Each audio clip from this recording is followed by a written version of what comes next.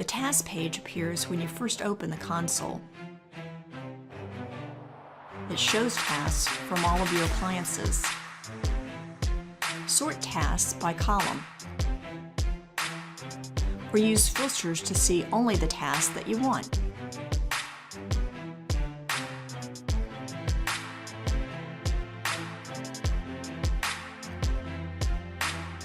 Click Clear to clear the filters.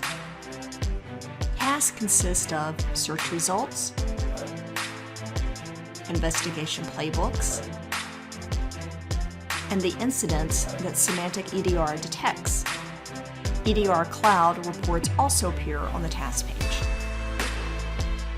High severity tasks are red, medium severity are orange, and low severity are yellow. Hover over icons to learn more about the task. Click on a task to view its details page. The details that appear vary depending on the task type. Take actions on the Actions bar. If the task is an incident or an investigation playbook, an incident graph appears. Click on a node to get details about that entity and to perform actions on it. Depending on the task type, tabs appear that provide additional information. Hyperlinks take you to websites that provide more information.